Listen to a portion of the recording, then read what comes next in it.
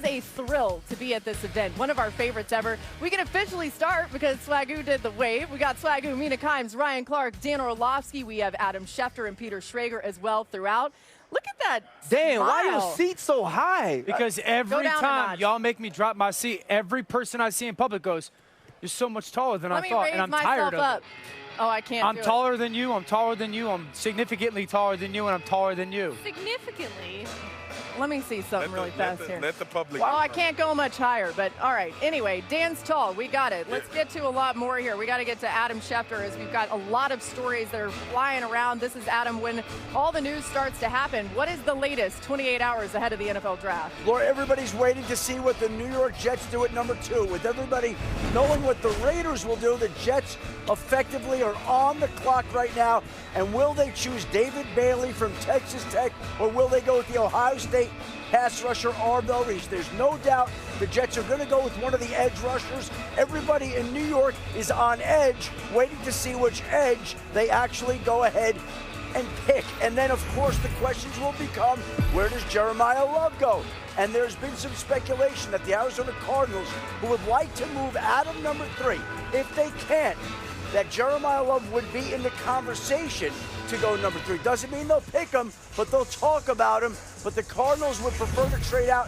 If he doesn't go there, Tennessee at 4 would be in play. And Ty Simpson, of course, is expected to be the second quarterback picked in this draft. The question is, will it be in the first round, and where will it be? He continues to be linked to the Arizona Cardinals and New York Jets. The Jets hold the first pick in the second round Friday night. The Cardinals the second pick in the second round. We'll see if the Cardinals can trade up into the first round, get the 5th-year option on Ty Simpson, and find a way to get a quarterback that a lot of people have linked to Arizona. Adam, we're keeping you close by because, as we all know, breaking news happens on this day. It happens tomorrow and the next day. If anything happens, we're going right back to you. Keep us updated on everything. Let's key in on George Pickens just a little bit more, as there has been some news happening today with the Dallas Cowboys. He had a career year across the board in his first season in Dallas, right? Then in February, the Cowboys announced he would be placed on the non-exclusive franchise tag with a July deadline to sign a long-term deal. But earlier today, Dallas announced no long-term deal will be happening. Listen to this. We've made a decision that we're going to have George play under the franchise tag, which won't be a first for us. So there won't be negotiations on a long-term deal.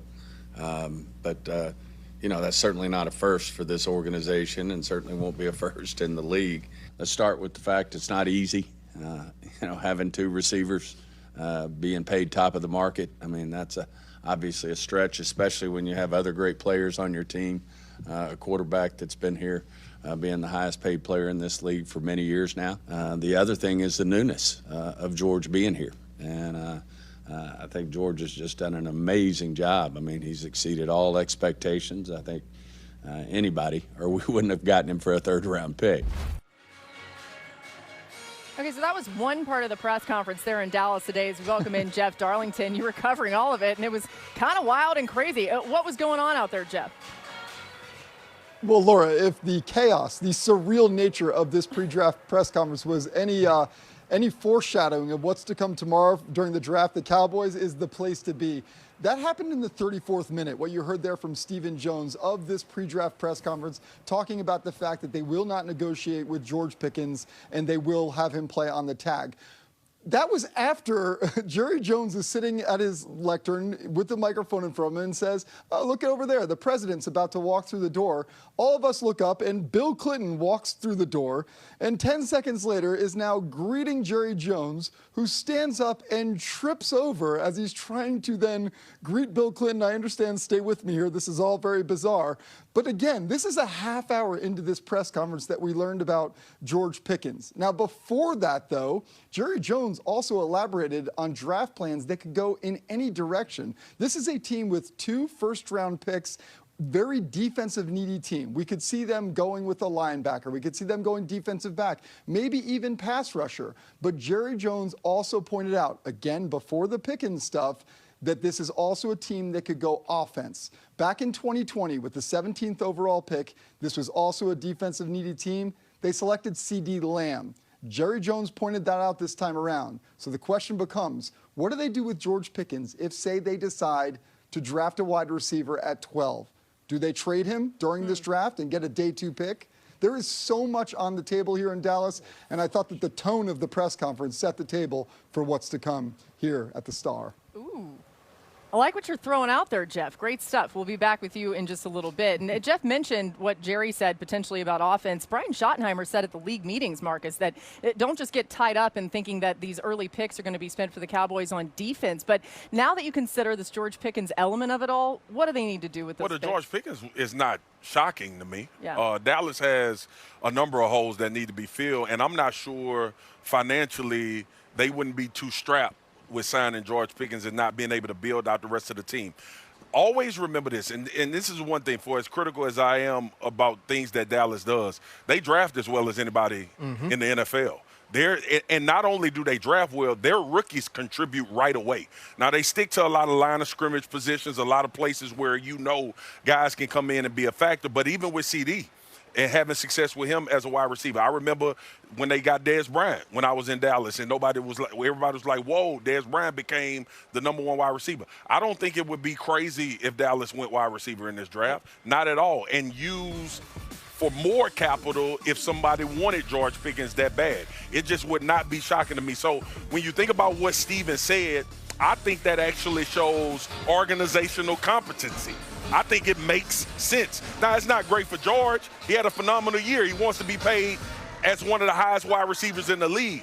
But Dallas doing business in this way with this particular situation, I think it's smart for this franchise for as many moves as I've been critical with them about. Did you guys find it interesting that he said it's not easy to pay 2 wide receivers the top of the market? Because CD in 2027, his cap hit is $46 million. Yeah.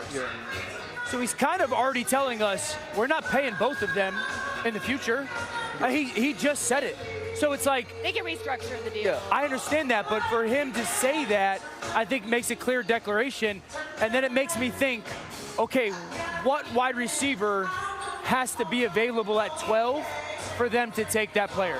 I mean, it has to be, in my opinion, that Jordan Tyson falls. Is that the only one? He's the only one I feel you pick at 12, especially when you look at the Orville Reese, Sonny Styles of it, right? If those guys begin to fall and you have 12 and 20 and you feel like you can get a transcendent defensive player or a defensive player that plays right away and makes a difference, because none of these dudes come in my opinion, and become George Pickens last year. And in my opinion, that was also the reason this offense was so good. Not only his fit from an athletic standpoint, but the way that he took to Dak and also CeeDee Lamb. Mina, a lot of people have said, and there have been reports that the Cowboys have an appetite to trade up potentially. If they do they trade up for an offensive player or a defensive guy? I think it would be a defensive player, and I think it's because picking at 12, there's a very strong likelihood the premium defensive players, someone you mentioned, will be gone. Yep. As far as who I would trade up for me, if the draft shakes out this way, if David Bailey goes 2,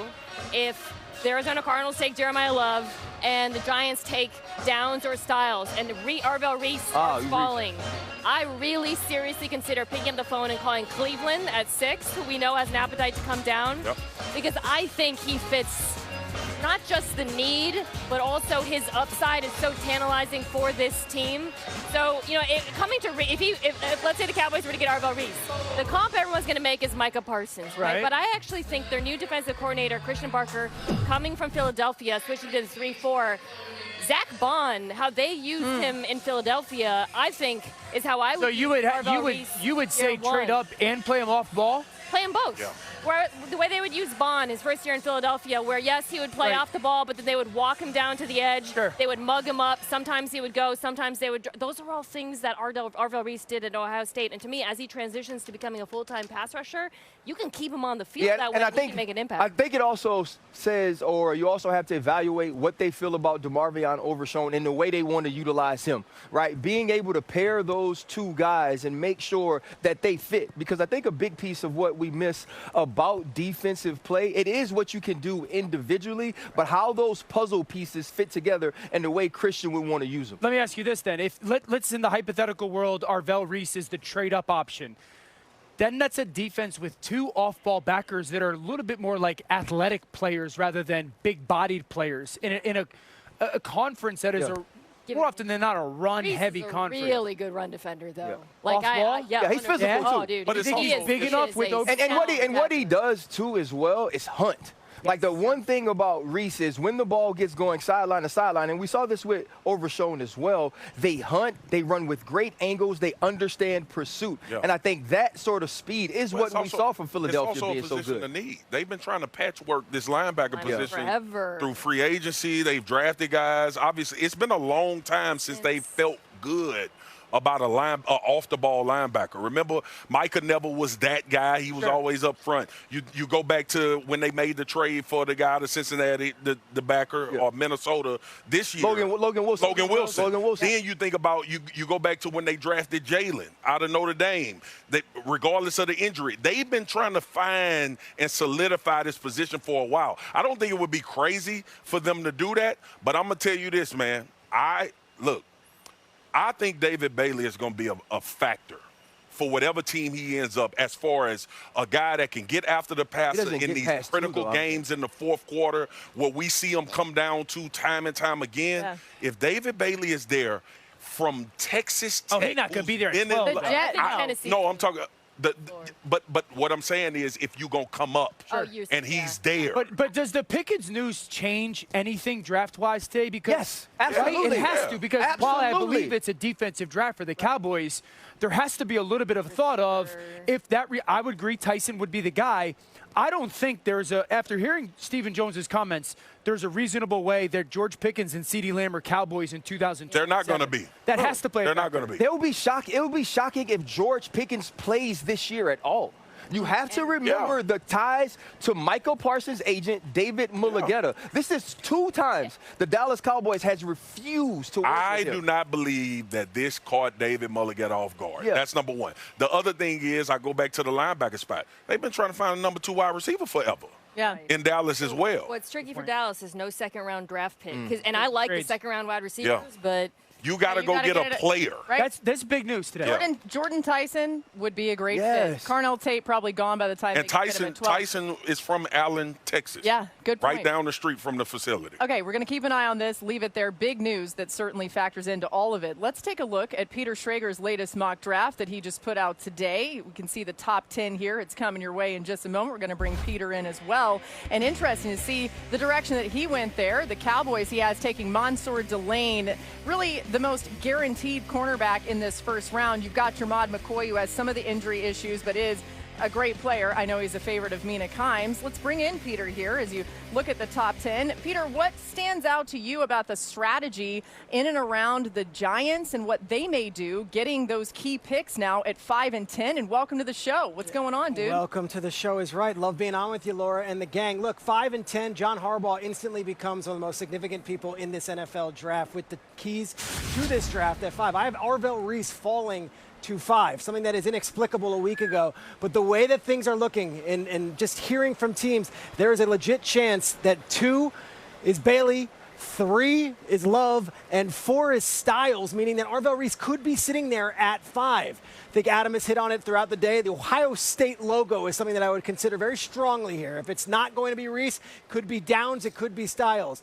But Jordan Tyson has a lot of fans in that building, and the investment they have made both time-wise and the investment that they have made with energy to really learn and get to know Jordan Tyson has been real, maybe more than any other team. Joe Shane, just 6 days before the NFL draft, flew to Arizona, took Jordan Tyson out to dinner. The restaurant was called Uchi. It's in Arizona. Look it up. It's supposed to be fantastic. They had a dinner, they had a meal, and then they had the actual workout on Friday, which he was outstanding. I don't know if Jordan Tyson's still there at 10, but in this mock draft here, 5, they go and they get Arvell Reese, who I think everyone would be shocked to be there a week ago, and then Jordan Tyson there at 10. But, Laura, it is wide open, and John Harbaugh holds the keys the 2026 NFL Draft. Yeah, a rare chance for him. He hasn't had this many opportunities in his career to draft this high. And now he's got 2 picks inside that top 10. Thanks to Peter Moore from You coming your way. What would you do, Mina, for the Giants with this draft capital that really is remarkable, the way that they can change their entire squad in one night? It would be hard to say no to Reese there, even though the Giants, unlike most teams in the NFL, seem to have a surplus of edge rushers. I actually think if they were to draft him, perhaps Thibodeau would be on the move or something like that.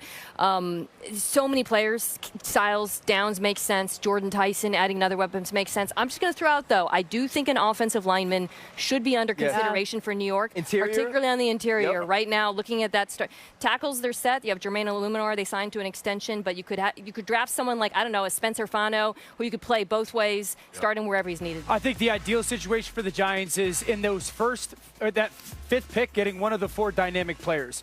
Love, Reese, Styles, or Tyson, and then the offensive lineman at 10. I think that's ideal for the New York Giants. It's interesting because the way that this seems to shake out, we'll see what happens tomorrow night, but some of the old linemen, Maui Noah too, could fall a little bit further than we originally thought. RC, did you have something before? No, I just think the big thing when you mention Downs is I do wonder how teams will perceive him in picking him in the top 10. I don't feel like at 5 that's a decision you make, and so you think 10 to 12 is where it could be. Which team is going to send that card in? I want to get into him more. I may be off my rocker, but I think the Giants are going to have a hard time not taking Jeremiah Love if he's there.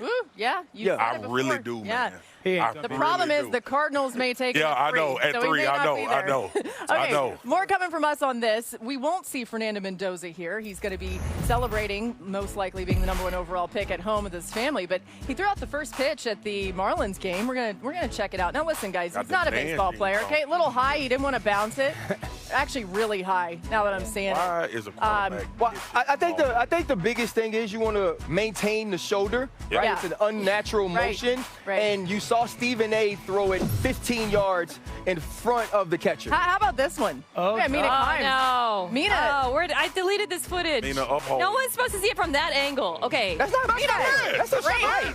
It's not bad at all. He didn't even have to frame that up. I knew you were going to say something about the distance. I didn't love your walk to the mound. Well, I didn't love I was the actually wind-up. counting my steps because I practiced and counted how far I don't like how I didn't like your walk out. The wind take the up ball is back, awful. take the ball back. Actually, you know what? It's straight Other on. than not Pushed getting it the a ball little up bit. high, that's actually You know solid. who gave me advice? Tom House. I love Tom House, legendary throwing mechanics. Coach. How many warm-ups I know did you was Coach the Diallo? smartest person on the diamond, though. Continue to dive into this NFL draft as we are on the eve of the 2026 NFL draft. The first round coming your way tomorrow. We've got all the coverage here and taking a look at Mel Kiper Jr.'s latest big board rankings. Reminder, this is not a mock draft or prediction of where players will be drafted tomorrow night, but rather Mel's personal rankings focusing on talent. Jeremiah Love, being the 2nd overall player, is most notable compared to the mocks. Dan took a deeper dive into the number 1 player, Fernando Mendoza, why teams are so high on him. Fernando Mendoza's 41 touchdown passes were the most in the FBS last season, and the Heisman Trophy winner is lethal when he diagnoses defenses. Mendoza is very accurate on the goal ball, and he was top 5 in the FBS in touchdowns and completion percentage when throwing the football at least 20 yards downfield last season. His 11 touchdowns on those throws were more than twice as many as he had in his 2 seasons at Cal. Mendoza is also elite throwing the back shoulder and was at his best in the biggest games. He completed all but 1 of his back shoulder throws in the Big Ten championship game and the college football playoff, finishing the season with the 2nd most completions on that specific route. Mendoza is as tough as nails, and that shows up on the critical down and distances. He had the most touchdown passes in the FBS on 3rd and long, averaging more than 10 yards per dropback on those plays. If Mendoza can evolve and operate Clint Kubiak's pro-style system like he did his college system, the Raiders are going to have their guy at quarterback. Fernando Mendoza deserves a ton of credit, right? He should not be ignored as the presumed number 1 overall pick. So we're going to continue to give him credit, but also focus our attention on the 2nd rated quarterback in this class for most people, which is Ty Simpson. And we start with Peter Schrager. We welcome him and Adam Schefter back in here. And Schrags, your mock has a trade that allows Ty Simpson to be drafted in the 1st round. Tell us more. I was really struggling finding a team for Ty Simpson. There is no team that is screaming, hey, we love Ty Simpson. However, The Arizona Cardinals obviously have a need, and if there is a team, they would be the ones that I would imagine would move up to come get him in the end of the first round. Truth of the matter is this, Ty Simpson turned down mega money to be an NIL player and go somewhere else in the transfer portal to go enter the pros. Ty Simpson could be sitting at his house right now. He's not. He's here in Pittsburgh with the expectation that he's going to go first round and be sitting in that green room and hearing his name called. I put him 32nd to the Cardinals with the Seahawks trading back to for the 5th-year option and also to get in front of the Jets. But Laura and Adam, I could tell you, that comes with no certainty. This is me trying to fit a piece in a puzzle and give Ty Simpson a home. I still, to this day, and I didn't in my first draft, have a team that's waving to me saying, we love Simpson. And there's no obvious fit right now, in part because the Los Angeles Rams traded pick number 29 to the Kansas City Chiefs for Trent McDuffie. Had the Rams stayed at 29, Ty Simpson would have been square in the conversation, and it's fair to say his odds of going in the first round would have been higher than they are right now. Now it almost feels like it's a crapshoot. It might happen, it might not happen, but most people seem to think the two teams with the best chance of getting him would be the Arizona Cardinals, who have the 2nd pick in the 2nd round, and the New York Jets, who have the 1st pick in the 2nd round. Now maybe Arizona does trade up to a team like Seattle. The Seahawks are looking to get out of the back end of the first round. There are a lot of teams in the 20s looking to move back and accumulate more draft picks. We'll see how it shakes out Thursday night. Ty Simpson as a 1 right now remains firmly up in the air. Yeah, I love that you guys brought it up. He's here. He wanted to be here. He feels like he deserves to be a first-round pick, and we'll watch all of that unfold on our variety of broadcasts on ESPN, ABC, NFL Network as well. And Dan, your praise of Ty Simpson, well documented. Why do you believe now, here just hours before we find out what's going to happen, that he is worthy of being a first-round pick?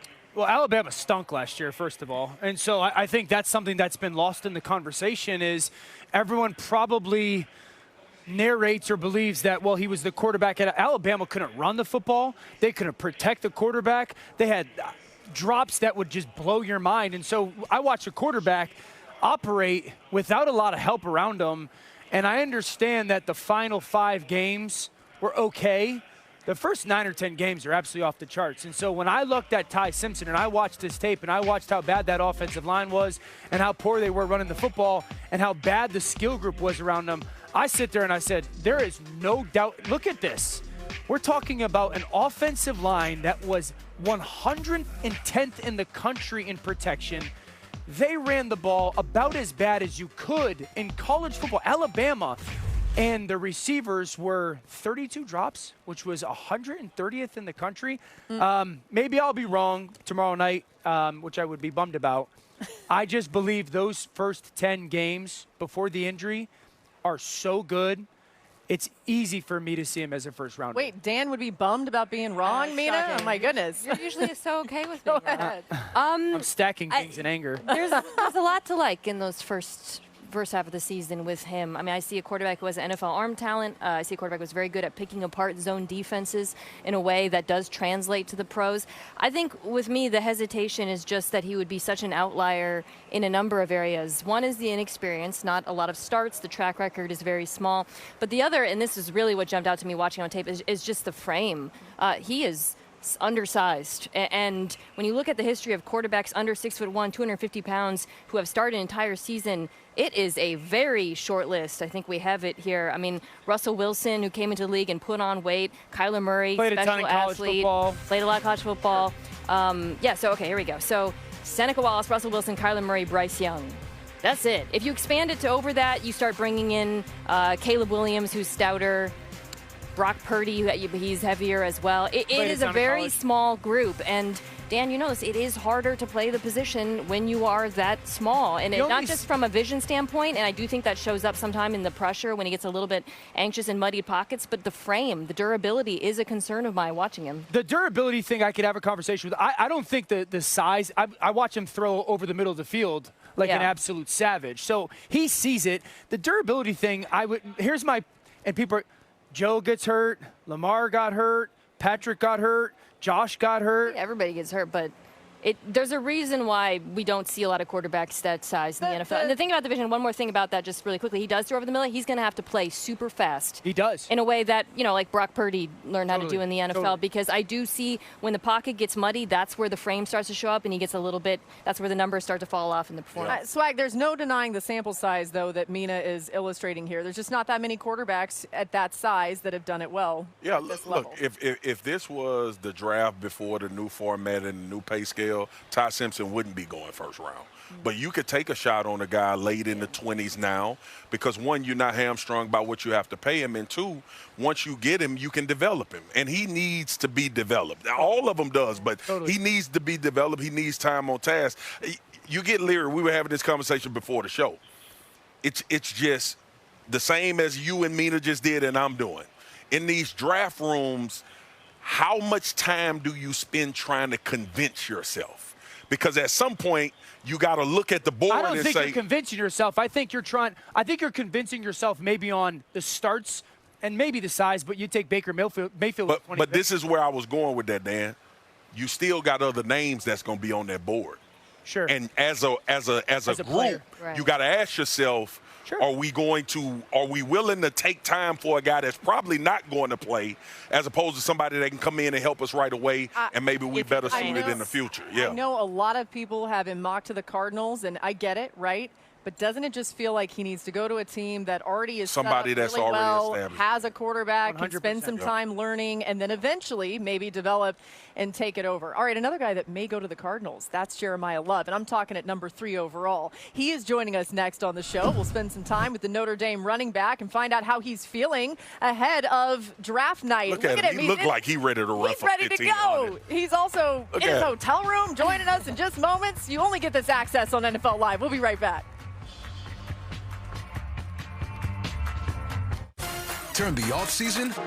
So that's how we feel about Jeremiyah Love. High praise from NFL Live and well-deserved as we welcome Jeremiyah into the show. Thank you so much for being with us. We're going to get RC in here because I know you two have a really close tie with the time at Notre Dame. But I wanted to start with the comic book because you and your dad actually wrote Jeremiah Star talking about some of the challenges you faced even growing up. How do you hope that your story can help others as you're on the eve of being drafted to the NFL? Yeah, so, I mean, Jeremiah Star, I hope that what people take from that comic and just getting to know a little bit more about me, I hope that they take from that to always just be authentically you. Once you start something, finish it, be consistent, be disciplined. And one day you can end up where I'm at right now. The draft is tomorrow. I'm very blessed to be here, but, I wouldn't be here without, being consistent, being disciplined, and believing in myself. That's really the biggest thing, being a big believer in you and just stand true to that. J Love, I love the fact that you and Pops, had something to do in the input in this comic book, but I've talked to you about the moments you both share before every game, the prayer that you pray together, the affirmations that he gives you. Tomorrow night, those things will all come to fruition on this stage. How important is it to share this moment with both of your parents that they sacrifice so much for? Well, it's very important. They've been here the whole step of the way, and they've been the biggest support of my life. My dad believes in me, my mom believes in me, so for me to be able to share this moment with them is everything to me because I wouldn't be here without them. I wouldn't be here without God, family, football. So, I'm very grateful for my parents, and them helping me build a great support staff around me. And then ultimately, them just being a great parent. They raised me to be a pretty decent human being, and so people say. I wouldn't have the work ethic that I have now if it wasn't for watching my parents, work in the police department and do the things they need to do for my family. So this means a lot for me, and it's going to mean a lot for them. I'm just happy to share it with them and my entire family. Hey, J Love, that was the most Notre Dame answer ever. God, family, football. He's right. Hey, you sound like Free giving an answer on there, man. You brainwashed. Hey, Coach Free brainwashed. That was my head coach for 3 years. He rubbed off on me a little bit. Jeremiyah, as he should, right? And it's a good influence. Why are you the best player in this draft? Because I'm a weapon. You know, I'm willing to do anything you need me to do for the team that has success. You know, I can block, I can run the ball, I can catch the ball, I can play special teams if you need me to. I tell this every head coach, like, you getting a weapon out of me. You know, you're getting a guy that's going to do anything for the team that has success. And, I mean, my track record, you know, I will bring a great culture to the team. You know, I'm going to connect with the guys off the field. You know, I'm going to bring, you know, a great perspective on the field, and I'm bringing a great work ethic as well. So the team is going to get a complete weapon out of me and a guy that's willing to do anything for the organization and success. You know, Jeremiah, a lot of times when you come from these winning programs like Notre Dame and you're drafted where you're projected to be drafted to, a lot of those teams don't have the infrastructure or aren't the best teams at the moment. What can you bring from a leadership standpoint, being a high draft pick, being an incredibly talented player that can elevate some of these teams early on in the draft who need that sort of person inside a locker room? You know, I'm a guy that leads by example, so that's exactly what I'm going to do when I get to the league. You know, I'm going to come in with a great work ethic, a great mindset, and guys are going to feed off of that because at the end of the day in the NFL, we're all going to be pros. So if you're not trying to be a better version of yourself, then you're not going to be doing much for the team because it all really starts with you. If you can do your job and you can do what you got to do, other guys are going to see that and they're going to feed off of that. So my plan coming into the league is to lead by example, you know, lead by, you know, my actions. And hopefully guys can see that and buy into that. And we can build something special both culturally and, you know, on the field as well. So I'm coming into the league. And I'm ready to be a leader. You know, I'm ready to perform. You know, I'm ready to be one of the guys people can look up to.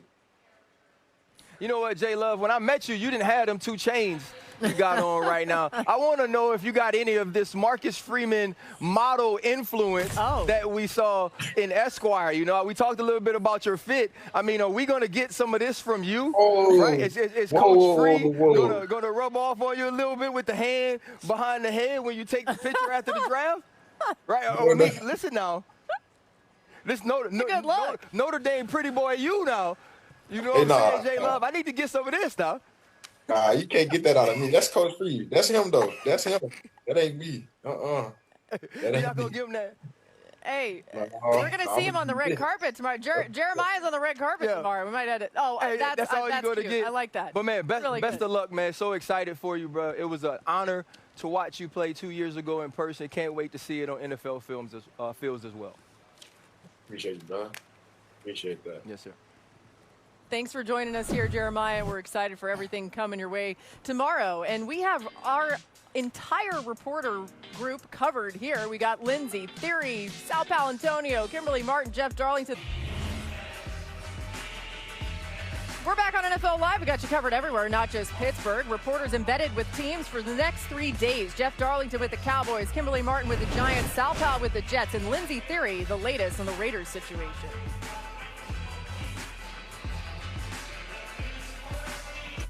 Laura, the Raiders will select Fernando Mendoza with their first overall pick, but what happens after that? The Raiders have 9 more selections. Watch for them in the second round to grab a defensive tackle as they switch to a 3-4 scheme, and then watch for them to also try to snag a receiver who can eventually be part of a unit where Mendoza can thrive. And one more note, I spoke with General Manager John Spytek, asking him how many phone calls he's been fielding. Spytek tells me the lines are always open, and then he rattled off all of their outside backers, telling me we kind of live where they're all right here, right now, but there might come a time when they're not. Interesting. Dan, what else do the Raiders need? Well, I'm going to go with what Lindsay mentioned. I really believe that they need to get a contested catch wide receiver. They obviously had Jalen Naylor in free agency from Minnesota.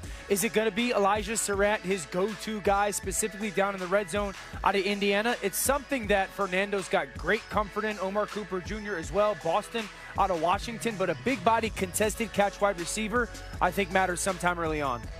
Let's talk about the New York Jets with picks 2 and 16 for them. What will they do? They have 4 picks in the first 44 selections of the 2026 NFL Draft, so a lot of chance to make things better. Here's Sal Palantonio with more, our top stories, and we're going to keep an eye on what he has to say.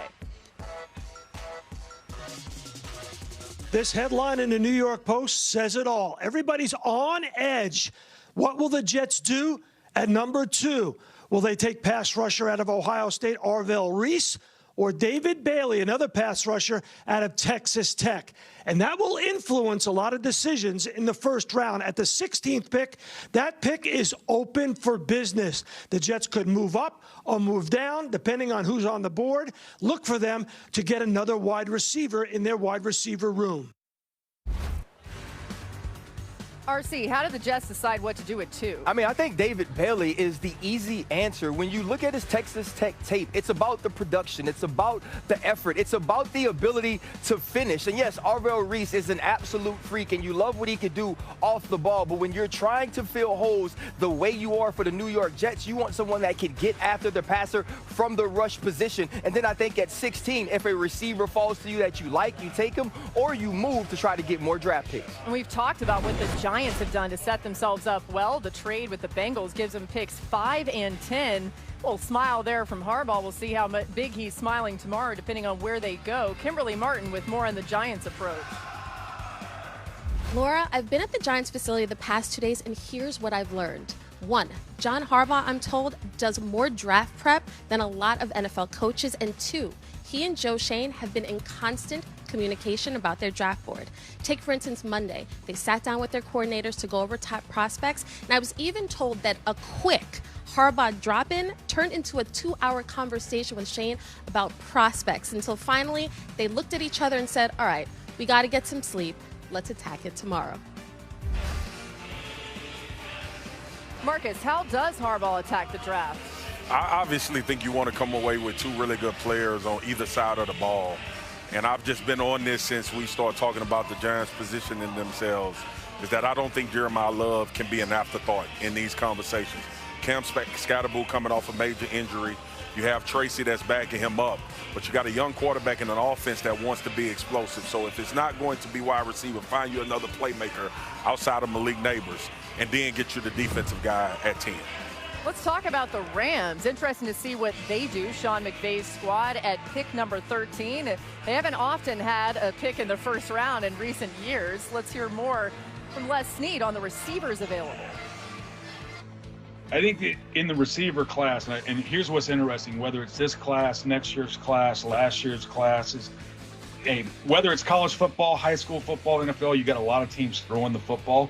So in every draft, there are a lot of receivers on your draft board. There's just a lot of receivers playing meaningful minutes in all levels of football, whether you're the top option or the fourth or fifth option. The key is figuring out how they give their teams an edge. Does that edge help us?